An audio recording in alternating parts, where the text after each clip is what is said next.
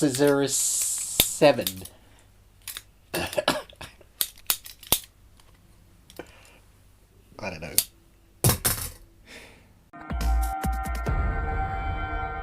And welcome to the Ruby Tuesday. My name is Ruben, and this is my review for Netflix's original anime series, Scissor 7. Seeking to recover his memory, a scissor-wielding, hairdressing, bungling quasi-assassin stumbles into a struggle for power among feuding factions.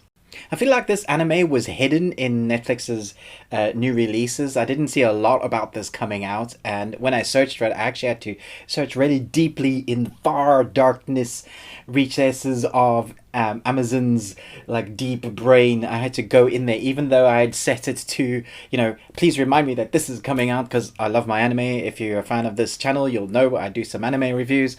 And so I had to find it, and I really hope that other people get to see this, because this is quite a unique, different, weird, wacky, fun, interesting, perverty at time anime, as most anime is, and I hope a lot of people see it. So we've got 14 episodes. It's interesting the way they've designed this season for us to see it. So we've got 14 episodes.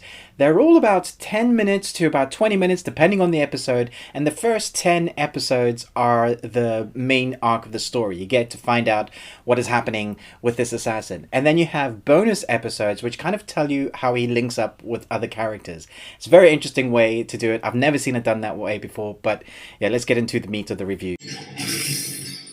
That's awesome! So when I first started watching this, I thought, what on earth am I watching? It's tongue-in-cheek. It's, like I said, it's perverty like you get with a lot of anime. It's really, I guess, cheesy, naughty humor. And I wasn't sure I was going to like it. I knew immediately that my teenage son would love it, because it's definitely his type of humor. And it reminded me of a lot of other animes that I've seen recently. Also animators. I recently interviewed Narmak, and his style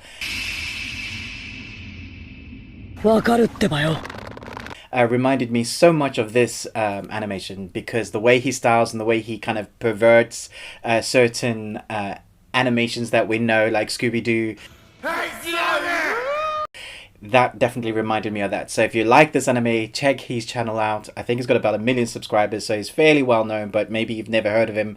Check out the interview. I think it's really good. But anyway, this anime was very interesting, because of the first few episodes I wasn't sure I was going to enjoy it. The thing is, when the arc starts to kick in, you really start to like the character. It takes a while to get into the kind of quirkiness. You may love it immediately if that's your sort of humor, but sometimes I've got to build my brain into go, okay, this is the way they're going to do that sort of tongue-in-cheek, that crude humor at times, not all the time. It is a 15 and up, and so it's not for the whole family, so you should know that going in. It's not an anime for the whole family. This is 15 and up, and you will enjoy it if you're a teenager. If you love anime, it definitely nods towards a lot of anime. So like I mentioned Darmex, but it even mentions stuff like Naruto, and the classic. It does a lot of, I guess you could call them anime tropes. There's a lot of nods, and I didn't mind them. I thought it was great. It's very interesting the way they use their animation styles as well. The fighting sequences are a lot of fun. Our main character, Scissor 7, you get to know a little bit about him, but it's not until the midway point, I guess about episode 5, that you start really picking up stuff that's gone on in his past. And I don't want to do any spoilers, because it's a lot of fun when it happens. Each individual episode kind of sees our would-be assassin to go and become an assassin, and it becomes quite apparent that he's the world's worst assassin, but there's a reason for that, and you get to find that out. But it's really fun trying to see him deal with how he wants to be an assassin and fail at it, and the way they use the animation, that you can see he's a genius assassin but he can't quite complete his jobs. I love that. But where this anime shines is in its execution of its fighting sequences, along with the weird wacky scripting humor, and then the real arc with the real characters that kind of comes into play.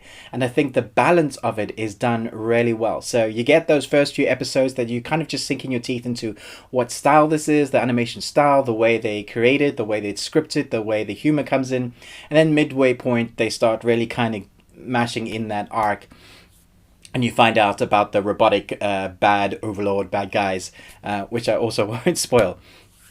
So when the arc kicks in, you've had that whole backstory for you all, kind of letting you know what this anime is and who your characters are, and so that you really get to the meat of the story. And I think a lot of stories do an arc that way, but I wasn't sure that we were going to get any arc this season because, 5 episodes in, you could go, well, when are they going to do the main arc?